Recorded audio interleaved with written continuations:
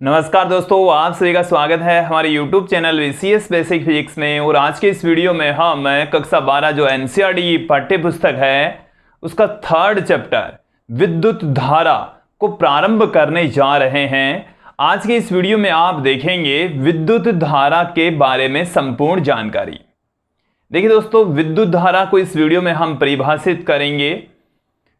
यदि आपने हमारा YouTube चैनल अभी तक सब्सक्राइब नहीं किया तो सब्सक्राइब कर लीजिए, बेल आइकन भी दबा दीजिए ताकि आगे की जो वीडियोज हैं उनकी नोटिफिकेशन आपको मिलती रहें। इस वीडियो में आप जो NCERT की पाठ्य पुस्तक है उसका जो थर्ड चैप्टर है हम स्टार्ट करने जा रहे हैं। आप कंटिन्यू हमारे चैनल के साथ में बने रहिए। NCERT का संपूर्ण सिलेबस आप लोगों को उपलब्ध कराया जाएगा। हमने NCERT के सिलेबस के अकॉर्डिंग वो फर्स्ट और सेकंड चैप्टर कंप्लीट करवा दिए हैं, जिसे आप हमारी प्लेलिस्ट में जाकर देख सकते हैं। आज हम इस वीडियो में देख लेते हैं कि धारा क्या होती है, विद्युत धारा क्या होती है। तो देखिए दोस्तों, मैं आप लोगों को बता देता हूं कि इस ब्रह्मांड में बहुत सारे भौतिक प्रक्रम होते रहते हैं और सभी भौतिक प्रक्रम सदैव उच्च तल से निम्न तल की ओर होते हैं। जो भी भौतिक प्रक्रम में इस ब्रह्मांड में होते हैं वो उच्च तल से निम्न तल की ओर होते हैं। जैसे मैं बात करूं जल का प्रवाह, तो जल का प्रवाह सदैव उच्च तल से निम्न तल की ओर होता है। कि जल बह रहा है, इट मीन्स वो उच्च तल से निम्न तल की ओर जा रहा है। उसी प्रकार से हम बात करें उष्मा का प्रवाह, उष्मा का प्रवाह सदैव उच्च ताप से निम्न ताप की ओर होता है। उष्मा का प्रवाह तभी होगा जब दो बिंदुओं के मध्य तापों में अंतर होगा और उच्च ताप से निम्न ताप की ओर उष्मा का प्रवाह होता है। उसी प्रकार से यदि मैं बात करूं वायु के प्रवाह की, तो वायु क्या है, उच्च दाब से निम्न दाब की ओर प्रवाहित होती है। तो इस भौतिकी में हम विभिन्न प्रक्रम पढ़ते हैं। ब्रह्मांड में विभिन्न प्रक्रम होते हैं जो उच्च तल से निम्न तल की ओर अग्रसर होते हैं। ठीक उसी प्रकार से ही एक प्रक्रम यहां पर हम और देख रहे हैं, आवेशों का प्रवाह। और आवेशों का जो प्रवाह होता है वो सदैव उच्च विभव से निम्न विभव की ओर होता है। उच्च विभव तल से निम्न विभव तल की ओर आवेशों का प्रवाह होगा। और देखिए, जिस प्रकार से जल का प्रवाह होता है तो उसको हम जलीय धारा कहते हैं, जल धारा कह सकते हैं, जलीय धारा कहा जाता है। उष्मा जब उच्च ताप से निम्न ताप की ओर गति करती है, प्रवाहित होती है, तो उसे हम कहते हैं उष्मीय धारा। उष्मीय धारा उसे कहा जाता है। ठीक उसी प्रकार से जब आवेश उच्च विभव से निम्न विभव की ओर गति करते हैं तो उसे हम विद्युत धारा कहते हैं। तो आवेशों की जो प्रवाह की दर होती है उसको ही विद्युत धारा कहा जाता है। आवेशों के प्रवाह की दर को ही क्या कहा जाता है, विद्युत धारा कहा जाता है। ये एकदम क्लियर हो जाना चाहिए। तो मैंने अभी तक जो समझाया एक बार फिर से मैं रिपीट कर देता हूं। देखिए दोस्तों, इस ब्रह्मांड में जितने भी भौतिक प्रक्रम होते हैं सदैव उच्च तल से निम्न तल की ओर प्रवाहित होंगे। जैसे जल का प्रवाह उच्च तल से निम्न तल की ओर होता है, वायु का प्रवाह उच्च दाब से निम्न दाब की ओर होता है, और यदि दाब में अंतर बहुत ज्यादा आ जाता है तो आंधी तूफान आते हैं। तो वायु का प्रवाह उच्च दाब से निम्न दाब की ओर होता है। ठीक उसी प्रकार से ही आवेशों का प्रवाह भी होता है। आवेश भी उच्च विभव तल से निम्न विभव तल की ओर गति करते हैं। देखिए, आवेश केवल और केवल तब प्रवाहित होंगे, तब गति करेंगे जब दो बिंदुओं के मध्य विभव में अंतर हो, विभवांतर हो। जब दो बिंदुओं के मध्य विभवांतर होता है तब आवेश उच्च विभव से निम्न विभव की ओर गति करते हैं।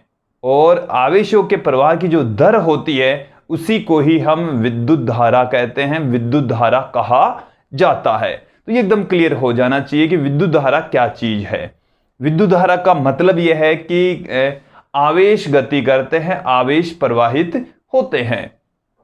देखिए दोस्तों, जैसे मैं यहाँ पर आप लोगों के सामने दो बिंदु दिखा रहा हूँ कि ये हमारे पास में है एक बिंदु A और ये है बिंदु B। ये दो बिंदु हमने आप लोगों के सामने रखे हैं और वैसे ये जो दोनों ही बिंदु हैं वो किसी चालक पर स्थित हो सकते हैं, चालक में स्थित हो सकते हैं। और यदि इन दोनों के विभव में अंतर होता है, जैसे इस बिंदु का जो विभव है वो है VA और इस बिंदु का जो विभव है वो है VB। इसका विभव है VA और इसका विभव है VB। और यदि हम कंसीडर कर लें कि VA बड़ा है, VB छोटा है, VA greater than VB, VA बड़ा है, VB छोटा है, तो जो धारा है वो A से B की ओर प्रवाहित होगी। उच्च विभव तल से, उच्च विभव से निम्न विभव की ओर धारा का प्रवाह होता है। तो यहां पर उच्च विभव हमने इसका कंसीडर कर लिया, तो धारा उच्च विभव से निम्न विभव की ओर गति करती है। एक्चुअल में जो धारा है वो क्या चीज है? आवेश गति करते हैं। क्या गति करते हैं? आवेश गति करते हैं। आवेश के बारे में हमने वैसे फर्स्ट चैप्टर में अच्छे से देख लिया है। यहां पर क्या होगा? आवेश गति करेंगे। और देखिए, उच्च विभव तल से निम्न विभव तल की ओर धनावेश गति करते हैं। कौन गति करेंगे? ये जैसे ये जो दोनों बिंदु हैं, ये जो बिंदु A और B हैं, ये किसी चालक के अंदर मौजूद हैं। किसमें मौजूद हैं? किसी चालक में मौजूद हैं। तो इस चालक के अंदर आवेश भी होंगे। इस चालक के अंदर क्या होंगे? आवेश भी होंगे। और जब विभव में अंतर है तो उच्च विभव से निम्न विभव की ओर आवेशों का प्रवाह होगा। तो यहां से उच्च विभव बिंदु A का बिंदु B का विभव कम, तो जो धनावेश हैं वो उच्च विभव से निम्न विभव की ओर प्रवाहित होता है। अब देखिए, जिस दिशा में धनावेश प्रवाहित होता है उसी दिशा में धारा की दिशा होती है, धारा उसी दिशा में प्रवाहित होती है। तो आवेश इधर से इधर जा रहे हैं तो धारा की जो डायरेक्शन है वो भी उसी डायरेक्शन में होती है। देखिए, इसको एकदम क्लियर कर लीजिए। धारा की दिशा होती है और वह धनावेश के प्रवाह की दिशा में होती है। देखिए, यहां पर धनावेश प्रवाहित हो ये कोई आवश्यक नहीं है, उसके साथ में इलेक्ट्रॉन भी प्रवाहित हो सकते हैं। इलेक्ट्रॉन है वो एक ऋणावेशित कण होता है। इलेक्ट्रॉन कैसा कण होता है? ऋणावेशित कण होता है। इलेक्ट्रॉन पर जो आवेश होता है वो ऋणात्मक आवेश होता है। ये आवेश होता है इलेक्ट्रॉन का। और इलेक्ट्रॉन के प्रवाह की जो डायरेक्शन है वो धनावेश के प्रवाह की विपरीत दिशा में होती है। इलेक्ट्रॉन और धनावेश, मतलब इलेक्ट्रॉन ऋणावेश हो गया, तो ऋणावेश और धनावेश एक दूसरे की विपरीत दिशा में प्रवाहित होते हैं, गति करते हैं। तो जो धनावेश हैं वो A से B की ओर जा रहे हैं, तो ऋणावेश किधर जाएगा? B से A की ओर, B से A की ओर। अब देखिए, यहां पर दो चीजें निकल रही है कि धनावेश तो उच्च विभव से निम्न विभव की ओर प्रवाहित होते हैं और उसी दिशा में ही धारा की दिशा होती है। क्लियर? अब ऋणावेश निम्न विभव से उच्च विभव की ओर गति करते, इसको एकदम क्लियर कर लीजिए। ऋणावेश मतलब इलेक्ट्रॉन निम्न विभव से उच्च विभव की ओर गति करेंगे और धनावेश उच्च विभव से निम्न विभव की ओर गति करेंगे। इलेक्ट्रॉन की विपरीत दिशा में धारा बहती है। इलेक्ट्रॉन इधर बह रहा है, इधर गति कर रहा है, तो धारा उसकी विपरीत दिशा में प्रवाहित होती है। ये क्लियर कर लीजिए। देखिए, जैसे मैं कोई भी मैटर ले लेता हूं, हमारे पास में कोई चालक है, जैसे ये कोई चालक है हमारे पास में, ये कोई चालक है। तो ये जो चालक है तो ये धात्विक चालक हो सकता है, जैसे तांबा, लोहा, एल्यूमिनियम, ये हो सकता है। तो इसमें एल्यूमिनियम, लोहे जैसे किसी भी धातु का ये चालक बना हुआ है तो उसके परमाणुओं से ये मिलकर बनता है और उस परमाणु के अंदर इलेक्ट्रॉन भी होते हैं, प्रोटॉन भी होते हैं, न्यूट्रॉन भी होते हैं। तो यहाँ पर बहुत सारे परमाणु हैं जिनमें इलेक्ट्रॉन, प्रोटॉन, न्यूट्रॉन मौजूद हैं। तो देखिए दोस्तों, इलेक्ट्रॉन, प्रोटॉन, न्यूट्रॉन मौजूद हैं, तो इलेक्ट्रॉन है इसमें, इसके साथ में प्रोटॉन भी है, धनावेश भी है और ऋणावेश भी है, धनावेश भी है, ऋणावेश भी है। लेकिन इसमें भी अपने आप धारा का प्रवाह नहीं होता, अपने आप नहीं होगा।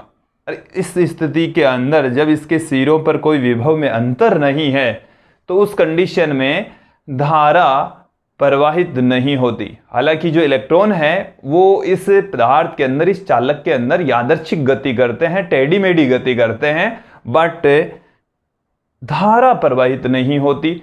इलेक्ट्रॉन किसी निश्चित दिशा में गति नहीं करते, टेढ़ी मेढ़ी गति करेंगे, उनका औसत वेग 0 होगा। ये जो इलेक्ट्रॉन की गति है वो आपको अगले वीडियो में हम आपको अच्छे से समझा देंगे।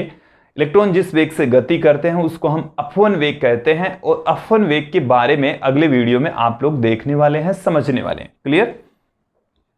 तो जो इलेक्ट्रॉन होता है वो ऋणावेशित कण होता है, जिसकी प्रवाह की दिशा धनावेशों के प्रवाह की विपरीत दिशा में होती है। ये धारा की विपरीत दिशा में प्रवाहित होते हैं। ये क्लियर हो गया?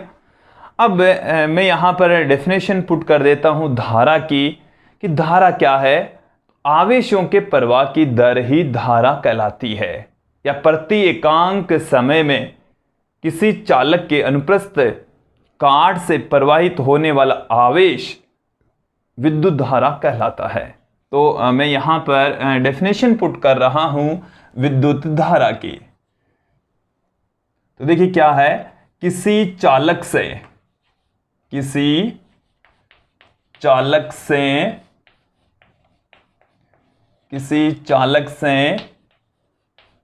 आवेश प्रवाह की दर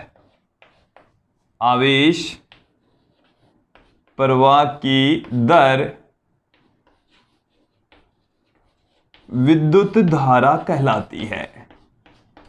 धारा कहलाती है। आवेशों के प्रवाह की दर क्या कहलाती है? विद्युत धारा कहलाती है। बहुत सारी चीजें मैंने यहां पर क्लियर कर दी है, वो मैंने बोर्ड पर पुट नहीं की है। अब मैं विद्युत धारा एक मूल भौतिक राशि है, इसको एक सूत्र के रूप में लिख रहा हूं। तो देखिए क्या होती है विद्युत धारा, जिसे हम I से पुट करेंगे। इसे इलेक्ट्रिक करंट कहा जाता है, बट इसको लिखने का जो तरीका है वो है I से हम इसको रिप्रेजेंट करेंगे। इसका जो सिंबल है वो I होता है। अब देखिए इसकी जो डेफिनेशन है उसके अकॉर्डिंग क्या होगा, आवेश बट्टे में समय। तो आवेश को हम लिखते हैं Q से और समय को हम लिखेंगे T से। तो हमारे पास में धारा का जो फॉर्मूला है वो आ गया है Q बट्टे में T। धारा I बराबर क्या आ गया, Q बट्टे में T आ गया। विद्युत धारा I बराबर हमें सूत्र मिल चुका है Q बाई T। क्लियर? अब देखिए कि यदि हम बात करें तात्क्षणिक धारा की, कि अति अल्प समय में किसी चालक से बहुत ही कम आवेश यदि प्रवाहित होता है, तो उस कंडीशन में जो धारा है उसका जो सूत्र है वो किस प्रकार से लिखा जा सकता है वो देख लीजिए। जैसे मैं यहाँ पर कंसिडर कर लेता हूँ कि ये हमारे पास में चालक हैं, ये क्या हैं, चालक हैं, और हम डेल्टा टी समय में इसके अनुप्रस्थ काट क्षेत्रफल से डेल्टा क्यू आवेश प्रवाहित हो जाता है। ये चालक है और ये क्या है, चालक। ये हमने इस के अंदर एक अनुप्रस्थ काट क्षेत्रफल ले लिया, इस चालक के अंदर ही इसकी लंबाई के लंबवत इस तरीके से हमने एक अनुप्रस्थ काट ले लिया है। अब यहां पर देख लीजिए कि डेल्टा टी समय में बहुत ही छोटा समय है, और इस छोटे समय के अंदर डेल्टा क्यू आवेश यदि इस अनुप्रस्थ काट क्षेत्रफल में से गुजर जाता है, तो उस कंडीशन में धारा को हम किस तरीके से लिख सकते हैं। देखिए कि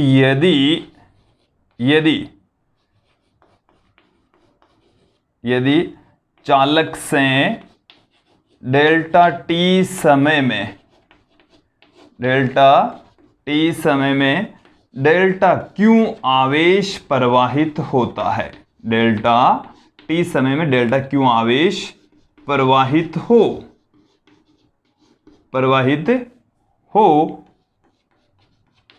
तो देखिए डेल्टा टी समय के अंदर यदि डेल्टा क्यू आवेश प्रवाहित होता है, तो उस कंडीशन में इसका जो फॉर्मूला है यहां पर क्यू के स्थान पर आ जाएगा डेल्टा क्यू और टी के स्थान पर आ जाएगा डेल्टा टी। तो धारा का जो फॉर्मूला है वो क्या हो जाएगा, देखिए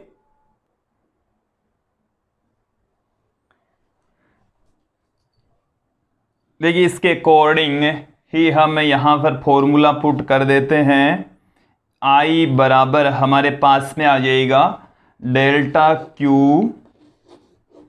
upon delta T, delta Q upon delta T, ये हमारे पास में धारा का फॉर्मूला आ जाएगा। अब देखिए इस फॉर्मूले को हम दूसरे फॉर्म में कन्वर्ट करते हैं कि यदि ये समय है बहुत कम हो, अति अल्प हो, उस कंडीशन में ये जो धारा है उसका फॉर्मूला क्या हो जाएगा। देखिए कि यदि समय अति अल्प हो, यदि समय अति अल्प हो, बहुत कम हो, समय बहुत छोटा हो, तो क्या होगा। इसका मतलब क्या है, समय यदि बहुत छोटा है दैट इज, इसका मीनिंग है कि जो डेल्टा टी है उसकी वैल्यू जीरो की ओर अग्रसर है, बट जीरो नहीं है। इस डेल्टा टी, इसको हम एरो के निशान को बोलते हैं डेंस टू, मतलब अग्रसर है, कि जो डेल्टा टी है वो जीरो की ओर अग्रसर है। इसका मतलब है कि इसकी जो वैल्यू है वो जीरो के समथिंग है, लगभग इसका मान जीरो के बराबर है, बट जीरो नहीं है। समय जीरो लेकर नहीं चलेंगे, यदि जीरो लेकर चलेंगे तो इसमें जीरो का भाग लगा देंगे तो धारा अनंत हो जाएगी। धारा क्या हो जाएगी, अनंत। लेकिन जो समय है वो बहुत छोटा है, शून्य के नजदीक है, अति अल्प है, अति सूक्ष्म है। क्लियर।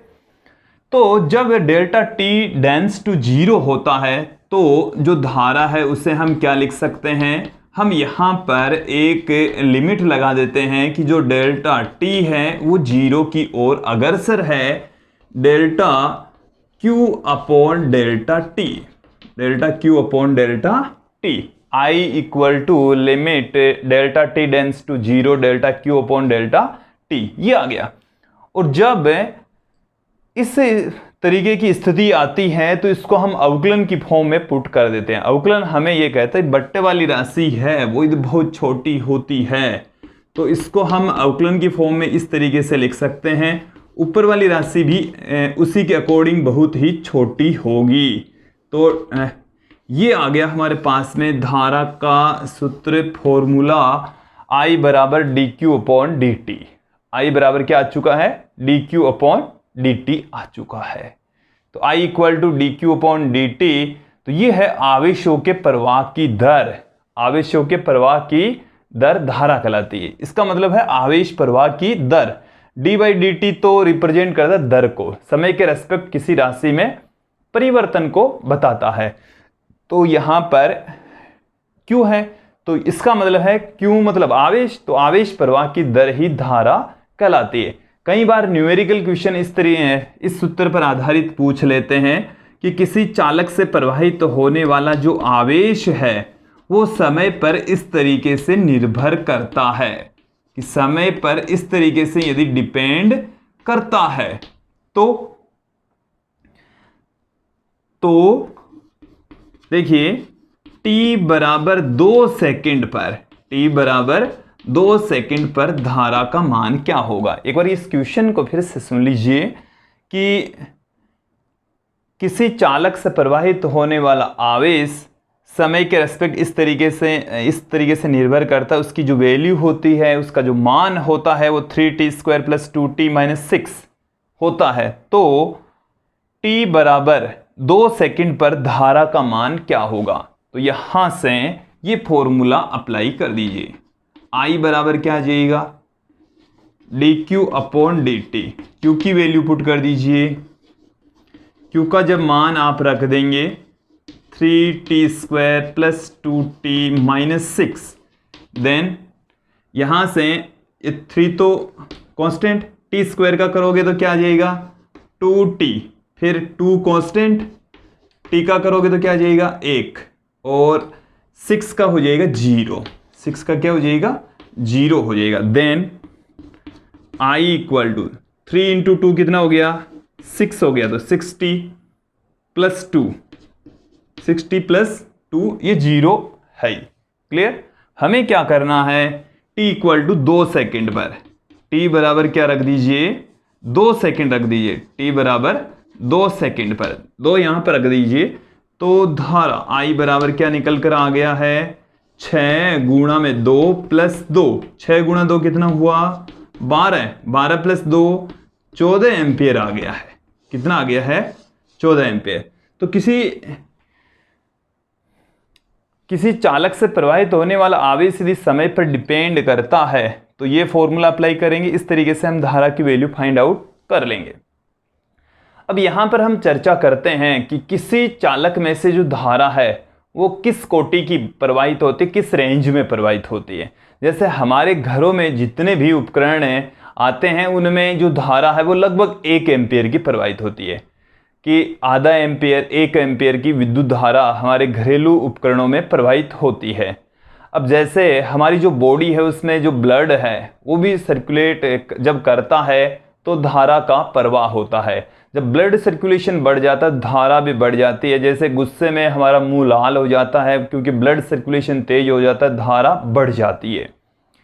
हमारे शरीर के अंदर जो रक्त परिसंचरण होता है उसकी वजह से 10 की घात -6 एम्पियर की धारा बहती है। जो एम्पियर है वो धारा का मात्रक है, अभी हम बता देंगे।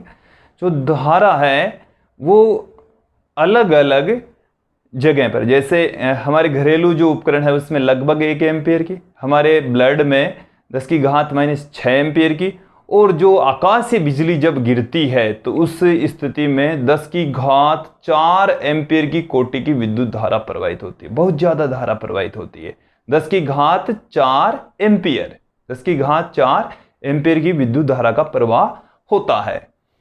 अब हम चलते हैं विद्युत धारा के मात्रक और विमा की ओर। मात्रक, विमा और ये सदिश और अदिश राशि कैसी राशि है, सदिश है या अदिश है, अदिश है तो क्यों है, सदिश है तो क्यों है, इसके बारे में चर्चा कर लेते हैं।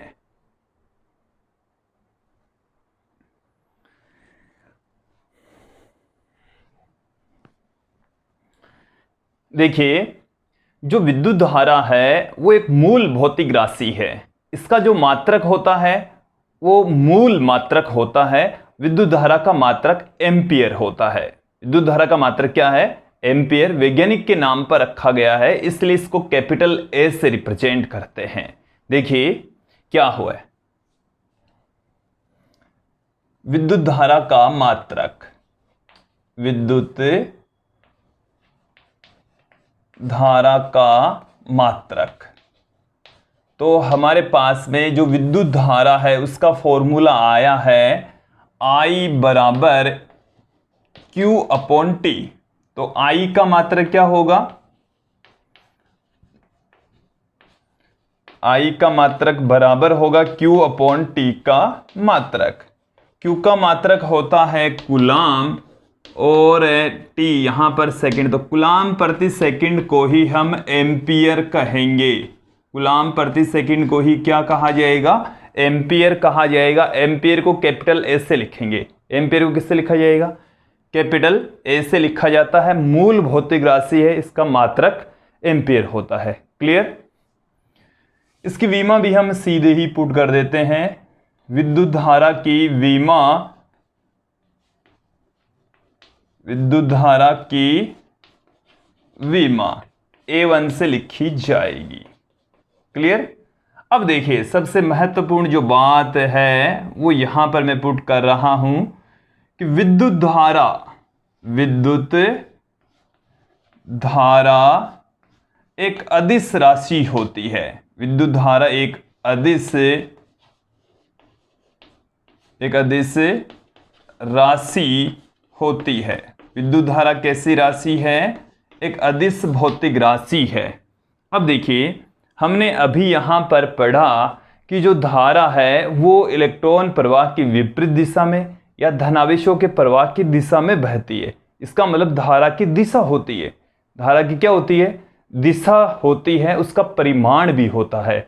यहां पर समझ लीजिए कि जैसे ये हमारे पास में कोई चालक है, जैसे ये जो चालक है वो हो सकता है धात्विक चालक हो या विद्युत अपगड़े पदार्थ हो। जैसे मैंने यहां पर धात्विक चालक लिया है, तो इसमें से धारा इधर से इधर की ओर प्रवाहित हो रही है, I बराबर जैसे 5 एम्पियर, और इस दिशा में तो इसकी दिशा तो हो गई ये, और इसका जो मान है वो है 5 एम्पियर। तो विद्युत धारा का परिमाण भी होता है, परिमाण का मतलब 5 एम्पियर का मतलब इसका परिमाण हो गया, इसकी वैल्यू हो गई, साथ में प्लस में इसकी दिशा भी होती है। और जिन भौतिक राशियों का परिमाण भी होता हो तथा साथ में उनकी दिशा भी होती है, तो उन भौतिक राशियों को हम सदिश भौतिक राशियां कहते हैं। क्या कहा जाता है? सदिश भौतिक राशियां कहलाती है। उन भौतिक राशियों को हम क्या कहते हैं? बट यहां पर मैंने क्या लिख दिया है कि जो धारा है वो एक अदिश राशि होती है। धारा कैसी राशि है? एक अदिश भौतिक राशि है, जबकि इसका परिमाण भी है, दिशा भी है, बट फिर भी ये अदिश है, जबकि सदिश होनी चाहिए। सदिश राशियों की जो डेफिनेशन है वो यही कहती है कि जिन राशियों में परिमाण भी होता हो, दिशा भी होती हो, वो सदिश होती है। बट ये परिमाण और दिशा होते हुए भी एक अदिश राशि होती है। उसके पीछे अब देखो रीजन समझेंगे आप लोग कि विद्युत धारा के अंदर क्या होता है। जैसे मैं यहाँ पर एक एग्जाम्पल से आप लोगों को समझाऊं कि ये इधर से जैसे हमारे पास में 20 एम्पियर की धारा आ रही है, और ये कोई वायर है, यहाँ पर दो टुकड़ों में ये टूट गई। ऐसे एक तरफ 5 एम्पियर चली गई, एक तरफ 10 एम्पियर चली गई। क्लियर? इसी तरीके से यदि मैं कोई दूसरी स्थिति ले लूँ यहाँ पर कि यदि वायर इस तरीके से है, एक वायर इस तरीके से है, यहाँ से 20 एम्पियर की धारा जा रही है, इधर धारा चली गई है 7 एम्पियर और इधर चली गई 13 एम्पियर। तो इधर यदि यहाँ से धारा, जितनी धारा आ रही है, इस बिंदु को हम कहते हैं संधि बिंदु, उतनी ही धारा जाएगी। तो 20 एम्पियर आ रही है इस बिंदु पर और 20 एम्पियर जा रही है, एक तरफ 7 दूसरी तरफ 13। तो यहां पर देखिए जो सदिश नियम है उनकी अनुपालना नहीं होती। कैसे? जैसे मैं यहां पर एग्जांपल लूं कि ये हमारे पास में कोई बॉक्स है, ये क्या है? कोई बॉक्स। क्लियर? इसके ऊपर हम 5 न्यूटन का बल इधर लगा रहे हैं, 5 न्यूटन का बल इधर लगा रहे हैं, दोनों तरफ 5-5 न्यूटन का बल लगा रहे हैं, एक सिद्ध में लगा रहे हैं। तो ये जो टोटल बल है वो 0 हो जाएगा। कुल बल कितना हो जाएगा? यहां पर इस स्थिति में कुल बल हो जाएगा 0। कुल बल कितना आएगा? 0 आएगा, 0 आएगा। क्यों? क्योंकि दोनों बलों का मान समान है, डायरेक्शन एक दूसरे के विपरीत है, इसलिए कुल बल क्या हो जाएगा? 0। जबकि यहां पर ऐसा नहीं होता। जैसे मैं यहां पर बात करूं कि हमारे पास में एक और एग्जांपल मैं यहां पर ले लेता हूं कि इधर धारा जा रही है 5 एम्पियर, इधर धारा जा रही है 5 एम्पियर। तो इस धारा की डायरेक्शन ऊपर, इस धारा की डायरेक्शन नीचे, मान समान है, डायरेक्शन अपोजिट है। मान समान है, 5 एम्पियर ऊपर 5 एम्पियर नीचे, तो दोनों एक दूसरे को कैंसिल कर देने चाहिए, दोनों एक दूसरे को निरस्त कर देने चाहिए। बट ऐसा नहीं होता। ये धाराएं तभी बहेगी जब इधर से आप 10 एम्पियर धारा प्रवाहित करवाते हैं। तो 10 एम्पियर धारा इधर से आएगी तब ये 5-5 एम्पियर जाएगी। क्लियर? तो यहां पर सदिश नियमों का पालन नहीं होता। और भी आप एग्जाम्पल से समझ लेते हैं कि जैसे कि यहां से 10 एम्पियर की धारा आ रही है, यदि एकदम सिद्ध में है तो भी इधर से 5 एम्पियर, इधर जाएगी तो भी 5 एम्पियर। जबकि भौतिकी में सदिश राशियां किसी एंगल पर होती है तो उनका परिमाण इंक्लूड, उनको घटकों में वियोजन करके सदिश की वैल्यू फाइंड आउट करके उनका मान निकाला जाता। बट यहाँ पर इन सदिशों के बीच यदि आप लेकर चलें इसको, तो बीच का एंगल कोई मायने नहीं रखता। जो विद्युत धारा प्रवाहित होती जिन वायर्स में से, जिन तारों में से, उनके मध्य का एंगल कोई मायने नहीं रखता। दोनों के मध्य का कोण यहाँ पर जैसे 180 डिग्री है, कोई मायने नहीं रखता। यहाँ पर जो एंगल है वो कम है, कोई मतलब नहीं है। यहाँ से भी 5 एम्पियर, यहाँ से भी 5 एम्पियर बहेगी। क्लियर? तो विद्युत धारा का परिमाण भी होता है, दिशा भी होती है, बट फिर भी यह एक अदिश राशि होती है क्योंकि ये सदिश नियमों का पालन नहीं करती। सदिश नियम अप्लाई नहीं होते। त्रिभुज सदिश नियम है, समांतर चतुर्भुज सदिश नियम है, बहुभुज सदिश नियम है। इन नियमों को विद्युत धारा के द्वारा फॉलो नहीं किया जाता है। तत्पश्चात विद्युत धारा का परिमाण और दिशा दोनों होते हुए भी यह एक अदिश राशि होती है। दोनों होते हुए कैसी राशि है? अदिश राशि है दोस्तों। क्लियर? अब चलते हैं हम कि जब किसी चालक से धारा प्रवाहित होती है, तो हमने यहाँ पर शुरू में ही चर्चा कर ली कि जो धारा प्रवाहित होती है वो इलेक्ट्रॉन की वजह से प्रवाहित होती है। तो देखिए चालकों के अंदर में अलग अलग चालक यहाँ पर आप लोगों को बता रहा हूँ। धात्विक चालक, जो धातु के बने होते हैं उनको हम धात्विक चालक कहते हैं। इसके अलावा विद्युत अपघट्य पदार्थ में से भी धारा का प्रवाह हो सकता है। विद्युत अपघट्य पदार्थ जिनमें से विद्युत का प्रवाह होता है तो उसका अपघटन हो जाता है, वो घटकों में वियोजित हो जाते हैं, तो उनको विद्युत अपघट्य पदार्थ कहेंगे। ये यहाँ पर ले लेता हूँ अर्धचालक। अब ये विभिन्न प्रकार के पदार्थ हैं, धात्विक चालक हैं, विद्युत अपघट्य पदार्थ है, अर्धचालक है। इनके अंदर से विद्युत का प्रवाह होता है अर्थात धारा बहती है। तो किस वजह से बहती है? जिन पार्टिकल्स जो आवेश गति करते हैं उनको हम कहते हैं आवेशवाहक। उनको क्या कहा जाता है? आवेशवाहक कहा जाता है, चार्ज कैरियर कहा जाता है। आवेशवाहक चार्ज कैरियर कहा जाता है।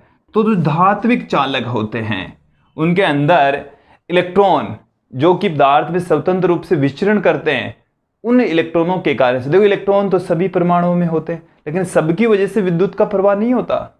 जो इलेक्ट्रॉन है पदार्थ में स्वतंत्र रूप से विचरण करता है, परमाणु की बाह्यतम कक्षा में मौजूद होता है, जो थोड़ी सी ऊर्जा पाकर पदार्थ में स्वतंत्र रूप से विचरण करता है, जिनको मुक्त इलेक्ट्रॉन कहते हैं। क्या कहा जाता है? मुक्त इलेक्ट्रॉन कहा जाता है। और उन मुक्त इलेक्ट्रॉनों के कारण से धारा का प्रवाह होता है धात्विक चालकों के अंदर। धात्विक चालकों के अंदर किसकी वजह से? जो आवेशवाहक होते हैं वो क्या होते हैं? मुक्त इलेक्ट्रॉन। क्लियर? फिर विद्युत अपघट्य पदार्थ, जो विद्युत अपघट्य पदार्थ हैं, जब इनमें से विद्युत का प्रवाह होता है तो यहाँ पर धनायन और ऋणायन का निर्माण होता है। धनायन और ऋणायन का निर्माण होता है। जैसे मैं बात करूं कि ये हमारे पास में कोई विद्युत अपघट्य पदार्थ है, इसमें NaCl है, NaCl का घोल है, तो यहाँ पर बन जाएगा Na+ और Cl-। तो ये देखो पूरा का पूरा परमाणु है, इसमें से केवल एक इलेक्ट्रॉन बाहर निकला। ये पूरा का पूरा परमाणु, इसमें एक इलेक्ट्रॉन अतिरिक्त है, तो पूरा का पूरा परमाणु ही गति करता है केवल इलेक्ट्रॉन की कमी और अधिकता के साथ में। तो किसी परमाणु में से यदि इलेक्ट्रॉन निकल जाए या आ जाए तो उसको हम आयन कहेंगे। यदि निकल गया तो वो धनायन, उस पर यदि अतिरिक्त इलेक्ट्रॉन है तो वो ऋणायन। तो ऋणायन और धनायन परमाणु में इलेक्ट्रॉन की कमी या अधिकता को दर्शाता है, तो पूरा का पूरा एक आयन ही गति करता है। यहां पर तो एक छोटा सा पार्टिकल होता है इलेक्ट्रॉन, वो गति करता है, यहां पर पूरा का पूरा आयन ही गति करता है। तो विद्युत अपघट्य पदार्थों में आयनों की वजह से विद्युत का प्रवाह होता है। धनायन और ऋणायन दोनों गति करते हैं। फिर हमें अगले पदार्थ की ओर बढ़ते हैं, अर्धचालक। अर्धचालक के अंदर भी मुक्त इलेक्ट्रॉन होते हैं। इसके साथ में अर्धचालक पदार्थों के अंदर होल भी पाए जाते हैं, जो इलेक्ट्रॉन की कमी को बताते हैं। जो किसकी कमी को बताते हैं? इलेक्ट्रॉन की कमी को रिप्रेजेंट करते हैं। होल का जो कॉन्सेप्ट है वो, इसका भी हमने वीडियो बनाया है। होल की अवधारणा अर्धचालकों के अंदर पाए जाते हैं और आगे डिटेल से हम और भी आप लोगों को बता देंगे, जानकारी दे देंगे। तो अर्धचालकों के अंदर जो धारा प्रवाहित होती है वो मुक्त इलेक्ट्रॉन और होल की वजह से प्रवाहित होती है। आवेशवाहक के रूप में मुक्त इलेक्ट्रॉन और होल होते हैं। अब यहाँ पर मैं थोड़ी सी और चर्चा कर लेता हूँ कि जो धारा है वो कितनी प्रकार की होती है। धारा कितनी प्रकार की होती है, धारा को हम कितने भागों में विभाजित कर सकते हैं।